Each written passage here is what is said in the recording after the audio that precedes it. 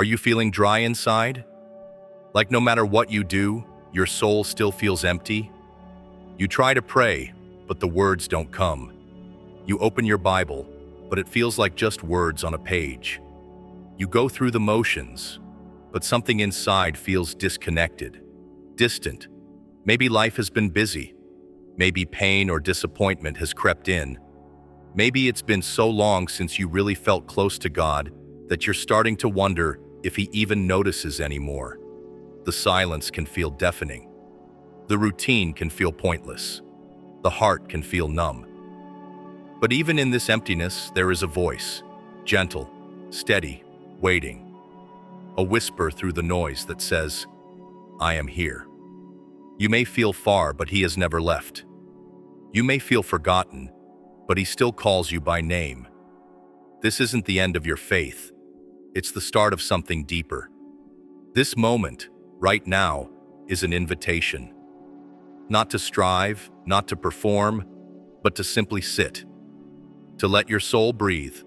To be quiet long enough to remember God is near to the broken, the tired, the spiritually dry.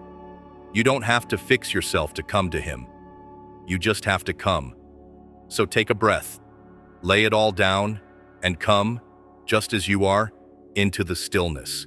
Let these words wash over you. Let them fill the empty places. You're not alone. You're not forgotten. You're not too far gone. You are seen. You are loved.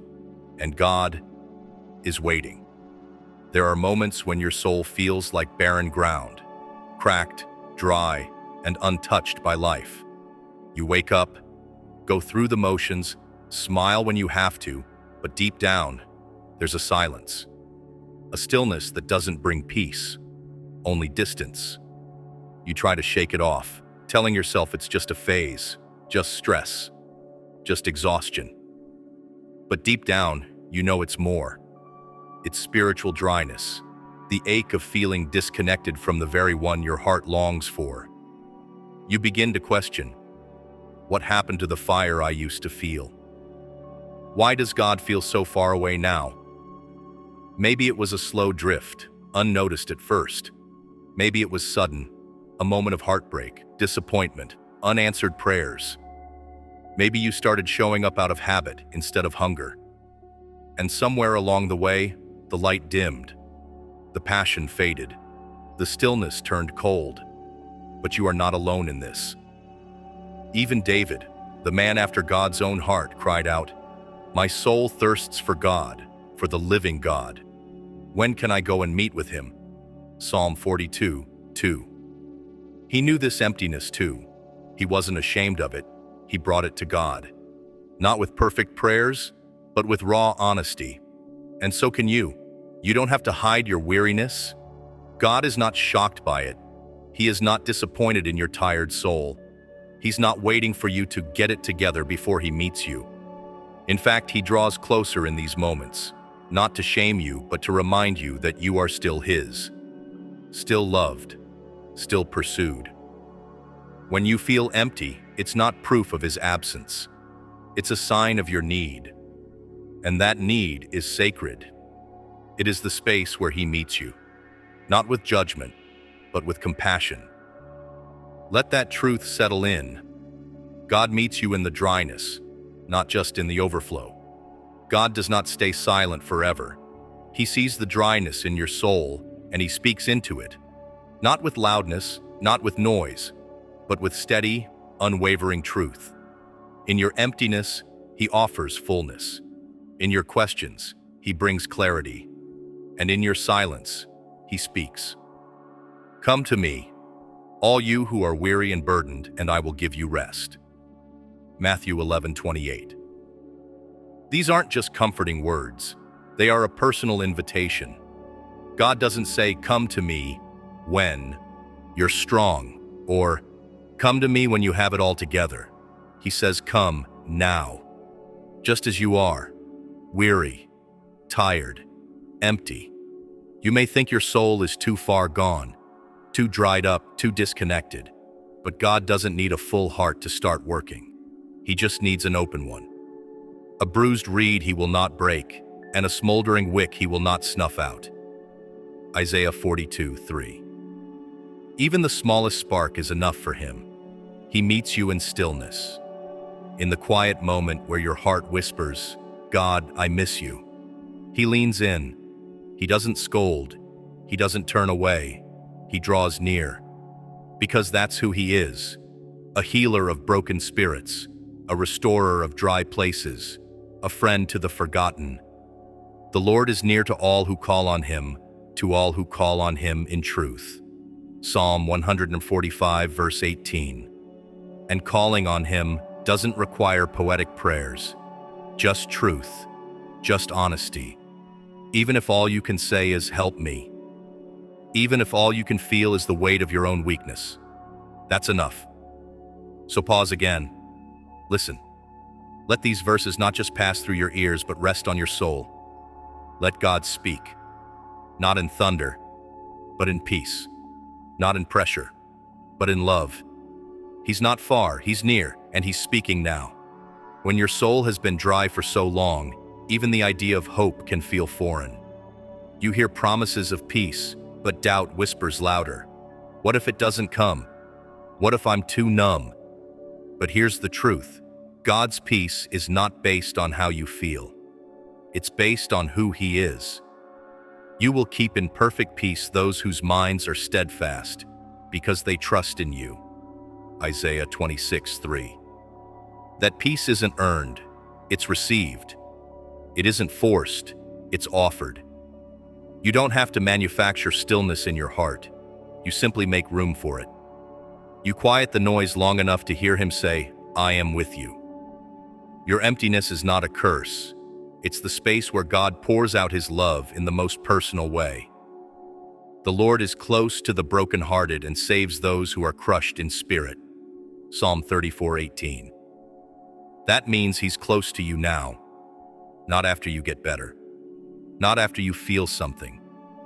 Now, you may not feel fire yet, but what if this is the spark? What if this quiet, tender moment is where healing begins? What if you're not waiting on God, but God has been patiently waiting on you to slow down enough to return? He restores my soul. Psalm 23:3. Short, simple, complete. It doesn't say you restore it. It says He does. Your job is to come empty. His job is to fill. Your part is the weakness. His part is the strength. This is grace in motion. So breathe. Don't rush this. Don't analyze. Just let His truth settle in. You are seen, you are safe, and you are being renewed. One quiet moment at a time. This is your invitation. Not from a video, not from a voice, but from the heart of God Himself. Return to me, He says, and I will return to you. Malachi 3:7. There's no shame in coming back. There's only grace waiting to receive you. You don't need to bring answers. You don't need to fix your feelings. You don't even need to feel spiritual. All you need is to say yes, to open your hands, open your heart, and let the God who never left welcome you home. You were never meant to walk this journey dry and disconnected. God didn't create you for survival. He created you for communion. And He's ready to meet with you again, not in a dramatic moment, but in this quiet one, right here, right now. If anyone hears my voice and opens the door, I will come in and eat with that person, and they with me. Revelation 3:20. That's His promise, personal, intimate, real. This is not about religion, it's about relationship. It's about a soul that says, "God, I need you again." So say it, whisper it, let it break through the silence. I want you, Lord. I miss you. I trust you. You won't be met with disappointment. You'll be met with open arms. He's been calling you, not with pressure, not with guilt, but with love. Always with love. And now, the door is open. Will you walk through it? You don't need to rush out of this moment. There's nothing more important right now than simply being here, with God. Let everything else wait. Just for a while, let the world grow quiet. Let your soul breathe. Let him speak. Be still and know that I am God. Psalm 46:10. These words are not a command to do more. They're an invitation to let go, to release your grip on everything you can't control, to stop striving, to rest in the truth that he is still God, and he's still got you. You may not walk away feeling completely changed. That's okay. What matters is that you showed up, you sat with him, you opened the door, and he stepped in. That is enough. That is holy. In the silence, he is healing. In your stillness, he is restoring. Even now, something inside you is shifting. Slowly, gently, deeply. God doesn't rush the work of the soul, but he always finishes what he starts. So carry this peace with you. Let it stay with you when the noise returns, when the world presses in, when the dryness tries to creep back. Remember this: God is not distant. He is present. He is patient. He is near. You sat with him today, and he sat with you.